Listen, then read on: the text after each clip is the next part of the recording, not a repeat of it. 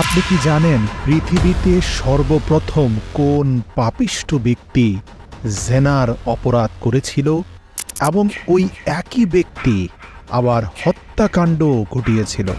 পৃথিবীর সর্বপ্রথম হত্যা সেই একই ব্যক্তি করেছিল।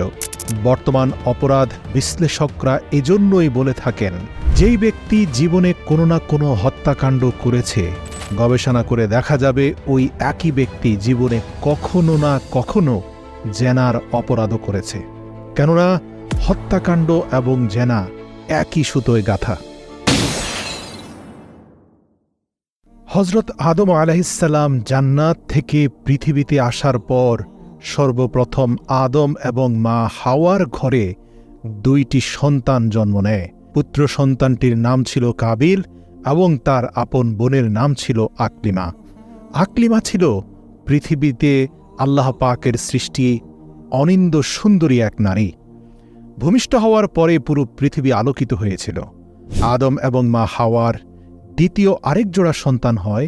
সেই ঘরে পুত্র সন্তানটির নাম ছিল হাবিল এবং তার বোনের নাম ছিল লিউজা। প্রিয় দর্শক, ওই সময়ের শরীয়ত অনুযায়ী হাবিলের আপন বোনকে বিয়ে করবে কাবিল, কাবিলের আপন বোনকে বিয়ে করবে হাবিল।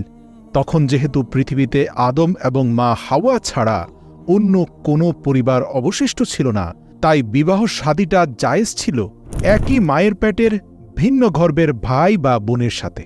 মানে শরীয়ত অনুযায়ী প্রথম দফার হাবিলের সাথে দ্বিতীয় ফর্মের আকলিমার বিয়ে এবং দ্বিতীয় দফার ছেলে কাবিলের সাথে প্রথম দফার মেয়ে লিউজার বিয়ে। প্রিয় দর্শক, হাবিলের যমজ বোন লিউজা খুব একটা আকর্ষণীয় নারী ছিল না, অথচ কাবিলের আপন বোন আকলিমা ছিল অসম্ভব সুন্দরী এক নারী। তাই কাবিল কোনোভাবেই হাবিলের আপন বোন লিউজাকে বিয়ে করতে আগ্রহী ছিল না, বরং সে তার আপন বোন আকলিমাকে বিয়ে করতে চাইছিল, যেটা তৎকালীন আদম আলাইহিসসালামের উপর আরোপিত আল্লাহ পাকের শরীয়তের সুস্পষ্ট লঙ্ঘন এবং কবিরা গুনার সমতুল্য।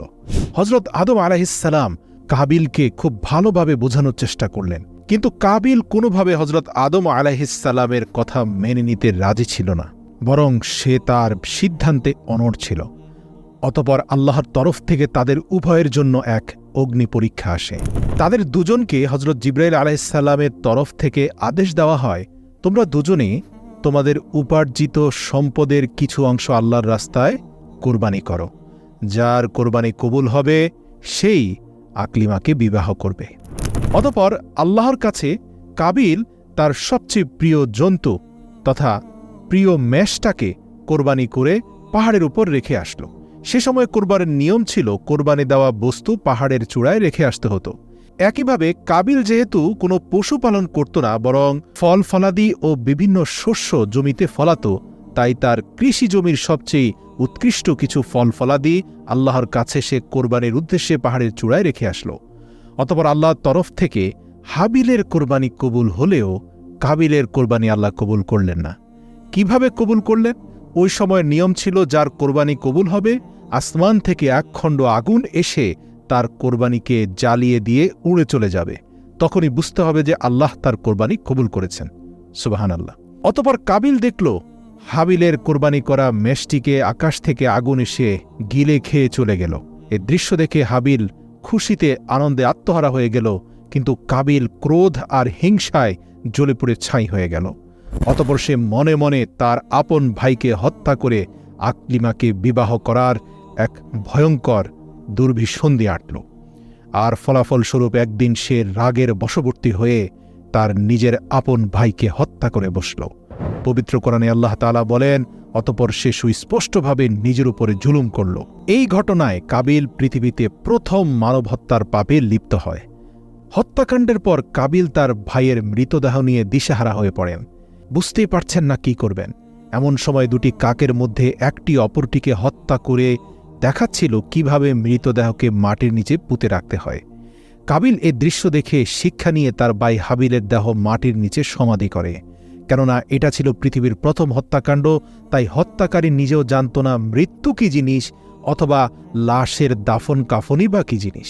কারণ মৃত্যু বা লাশ এই সব নিয়ে তাদের কাছে ধোঁয়াশা ছিল, কারণ পৃথিবীর বুকে এই পর্যন্ত কেউ কোনোদিন কাউকে হত্যা করেনি, কোনো লাশকে কখনো দাফন কাফনের প্রয়োজন হয়নি। আল্লাহু আকবার। এই ঘটনা মানবজাতির ইতিহাসে অত্যন্ত এক দুঃখজনক মুহূর্ত হিসাবে চিহ্নিত হয়। এটি মানুষকে দেখায় যে ক্রোধ, হিংসা এবং ঈর্ষা কতটা বিধ্বংসী হতে পারে, এবং ভাই ভাইয়ের মধ্যেও যে এমন ঘৃণ্য কাজ ঘটতে পারে তা এই কাবিল দেখিয়ে গিয়েছে। হযরত আদম ও হাওয়া তাদের পুত্র হাবিলের মৃত্যুতে গভীর শোক প্রকাশ করেন, এবং কাবিলের এই কাজের জন্য তারা মনে অত্যন্ত কষ্ট পান। আর কাবিল এই হত্যাকাণ্ডের পর তার অন্তরে আল্লাহ মোহর মেরে দেন। ফলাফলস্বরূপ অপরাধবোধ এবং লজ্জায় সমাজ থেকে সে বিচ্ছিন্ন হয়ে পড়েন। তিনি তার যমজ বোন আকলিমাকে নিয়ে পালিয়ে যান এবং এক নির্জন জঙ্গলে আশ্রয় নেন। শয়তান তাকে বলে, তোমার কোরবানি এর জন্যই কবুল হচ্ছে না, কারণ তুমি আগুন পূজা করছো না। দেখো না, তোমার ভাই হাবিল আগুনের পূজা করত বলেই আকাশ থেকে আগুন এসে তার কোরবানিকে গিলে খেয়ে নিয়েছে, কিন্তু তোমারটা নেয়নি। অতপর শয়তানের প্ররোচনায় প্ররোচিত হয়ে নিজের বোনের সাথে শুধু জেনাই নয়, বরং অগ্নি পূজাও শুরু করে দেয় এই কাবিল। এই ঘটনা মানব ইতিহাসে প্রথম কোনো শিরকের সূচনা, প্রথম কোনো হত্যাকাণ্ডের সূচনা এবং প্রথম কোনো ভয়ঙ্কর জিনার ঘটনা। এই পুরো ঘটনা আদম এবং মা হাওয়ার সংসারে এক কষ্ট এবং বিরহের সৃষ্টি করে। দীর্ঘ কয়েকশো বছর কষ্ট যন্ত্রণায় কাটানোর পর আল্লাহ রাব্বুল আলামিন আদম এবং হাওয়ার উপর রহমত করেন এবং এমন একটি পুত্র সন্তান দান করেন যার নাম হয় শীষ, যেটাকে ইংরেজিতে সেথ বলা হয়। শীষ একজন ধর্মপরায়ণ এবং সৎ চরিত্রের অধিকারী মানুষ ছিলেন, যিনি মানবজাতির মধ্যে সত্য ও ন্যায়ের পথ প্রচার করেন। হযরত আদমের মৃত্যুর পর শীষ তার প্রতিনিধি হিসাবে মানবজাতির নেতৃত্ব দেন। তিনি তার সকল পুত্র, কন্যা এবং অনুসারীদের সমানভাবে সৎপথে চলার উপদেশ দিয়ে গেছেন। হযরত আদমের এই দুই পুত্রের কাহিনী আমাদের জীবনের বহু মৌলিক শিক্ষা প্রদান করে। হাবিলের জীবন থেকে আমরা শিক্ষা নিতে পারি যে ভালো কাজের প্রতিদান সর্বদা ইতিবাচক।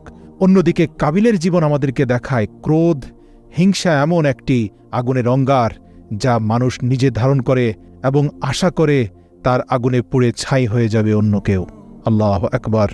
এই ঘটনা স্পষ্টভাবে আমাদের জানিয়ে দেয় প্রতিটি কাজের একটি ফলাফল আছে, এবং আমাদের পছন্দ ও কর্মের মাধ্যমে আমরা নিজেরা নিজেদের জীবনের পথ নির্ধারণ করি। হাবিল ও কাবিলের মধ্যে বিপরীত চরিত্রের মাধ্যমে আমাদের দেখানো হয় যে ভালো এবং মন্দের মধ্যে সবসময় একটা স্পষ্ট পার্থক্য আছে, এবং প্রতিটি ব্যক্তির উচিত সঠিক পথ নির্বাচন করা। আল্লাহ তাআলার নির্দেশিত পথ অনুসরণ করে হাবিল নির্দোষ ও পরিশুদ্ধ জীবন যাপন করেন, যার ফলস্বরূপ তার কোরবানি গৃহীত হয়। অন্যদিকে কাবিলের ঈর্ষা ও ক্রোধ তাকে অধঃপতনের দিকে নিয়ে যায়, যার পরিণামে তিনি তার ভাইয়ের প্রাণ নেন এবং নিজের জীবনে অন্ধকার এবং নির্জনতা ডেকে আনেন।